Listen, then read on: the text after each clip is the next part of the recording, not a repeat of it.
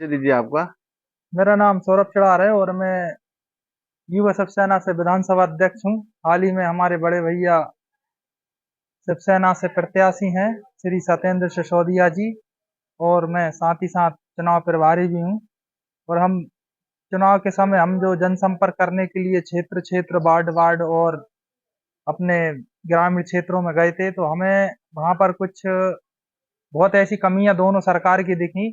काफी समय से भाजपा की सरकार है, 18 वर्षों से। बीच में कमलनाथ जी की वो कांग्रेस रही और इससे पहले भी कांग्रेस रही। तो ऐसी ऐसी समस्याएं हैं, कहीं नल जल की समस्या है, गांव में पता चला पानी निकासी की समस्या है, पानी नहीं निकल रहा है वहाँ कीचड़ में।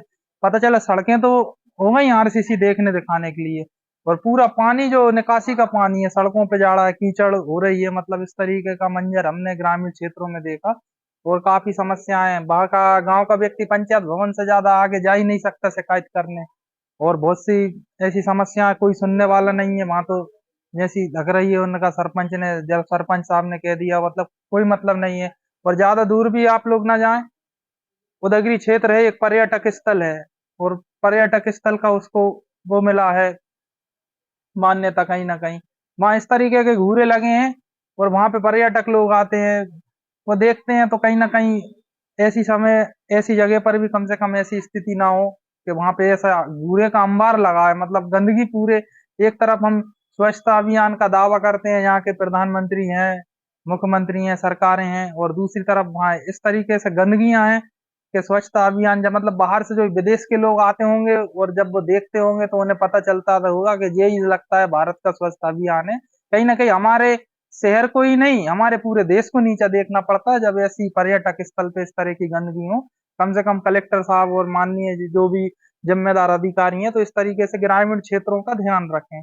और अभी आपकी पार्टी से प्रत्याशी तय है हाँ शिवसेना से? और जी, अभी दूसरी पार्टियों के प्रत्याशी आए हैं सामने क्या? अभी एक आए हैं, कांग्रेस से तो आ गए हैं, शशांक भार्गव जी हैं। और भाजपा से अभी कोई आया है क्या? भाजपा से भी चल रहा है, और जहाँ तो हमेशा भाजपा ने शुरू से ही बाहरी लोगों को मान्यता दी है। बाहर के लोग आए हैं और जीते हैं और गए हैं, हो सकता है वो इस बार फिर से हो। और भार्गव जी भी हैं, तो जहाँ तक है वो भी सिरोंज क्षेत्र के हैं, उन्हें यहाँ से हमदर्दी है या नहीं है वो तो वो उनका मन जाने, मुझे नहीं कह सकता। लेकिन जहाँ बड़े बड़े नेता आए, दिग्गज आए बीजेपी की तरफ से, और ऐसे कई दिग्गज भी आ रहे हैं। अभी हाल ही में जैसे बुधनी से आए शिवराज जी, पहले तो वो अपने शेरपुरा को ही अपना गृह क्षेत्र बताते थे कि ये मेरा गृह क्षेत्र है, विदिशा मेरा गृह क्षेत्र है।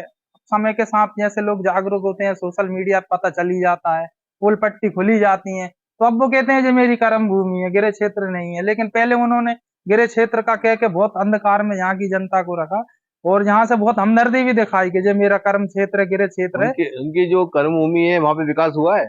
कर्म भूमि विदिशा या बुधनी? विदिशा। विदिशा में तो नहीं है, लेकिन उनकी बुधनी में जरूर दो फैक्ट्रियां अभी अभी बनी है धागे वाली। तो कहीं ना कहीं उन्होंने इसमें भी भेदभाव किया, और ये तो केवल उनने दिखावा किया कि विदिशा मेरी कर्म भूमि या गृह भूमि है। और अभी अभी सुनने में बहुत, बुधनी में बहुत विकास हो रहा है, लेकिन उसके मुकाबले विदिशा में उस हिसाब से विकास नहीं हो रहा है। भाजपा जो पर्यटन स्थल समझती है उसके बारे में क्या कहना है आपका? तो विदिशा विदिश को कोई भी वो, प्रत्याशी आता है, जीत के चले जाता है, फिर काम होते नहीं है यहाँ पर। इसके हाँ विषय में ऐसे कुछ ही, कहेंगे आप? बिल्कुल बिल्कुल। पर्यटक स्थल तो समझती है भाजपा यहाँ पर, वो शायद उनके भाषणों में समझती है और ज्यादा से ज्यादा कागजों में समझती है। लेकिन जो जमीन पर जो होना चाहिए वो आज तक नहीं होता। अभी एक बार भाजपा की सरकार गिर गई थी, तो उनके एक प्रहलाद पटेल करके हैं, मंत्री हैं संतरी हैं, मुझे शायद पता नहीं है। वो आए, केंद्रीय मंत्री हैं शायद। वो आए और विजय मंडल के आके, और वो मतलब देख दाख के चले गए और कहने लगे कि हम करेंगे विकास। उस समय क्योंकि कांग्रेस की सरकार थी, जैसे ही भाजपा की सरकार बनी आज तक वो वहां ढूक, मतलब वो झांकने भी नहीं गए। वही प्रहलाद पटेल है और वही कई बार आते हैं।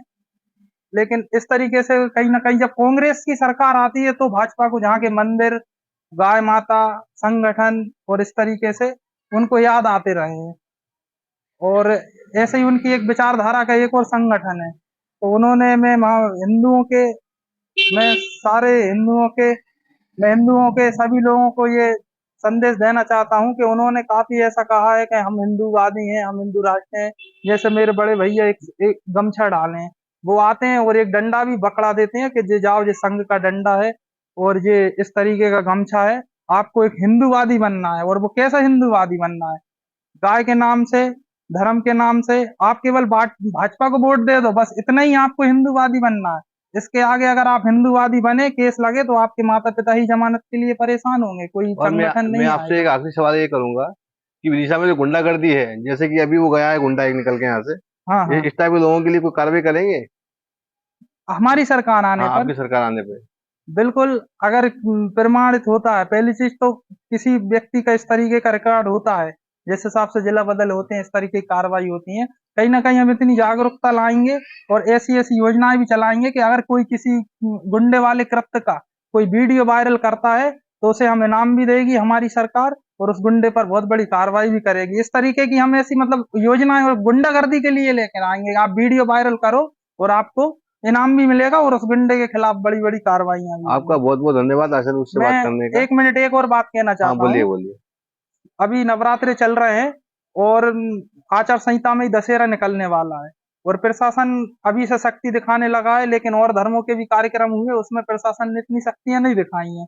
और विदिशा इस घटना से एक बार भुगत चुका है, इस घटना से एक बार प्रताड़ित है कि 2018 में भी ऐसी आचार संहिता लगी थी और प्रशासन ने पूरा माहौल खराब किया था, दंगे की स्थिति बनाई थी, और वो दशहरा बहुत कलंकित दशहरा हुआ था। और आने वाले समय में भी इसी प्रकार का एक दशहरा आने वाला है आचार संहिता में। तो मैं प्रशासन से चाहता हूं कि संगठन के लोगों से और देवी माँ के भक्तों से सामान्य व्यवहार करें और उचित व्यवहार करें। कृपया आचार संहिता की आड़ में उनको अपमानित ना करें। ऐसा ना हो कि पिछली बार की तरह इस बार भी वही धरना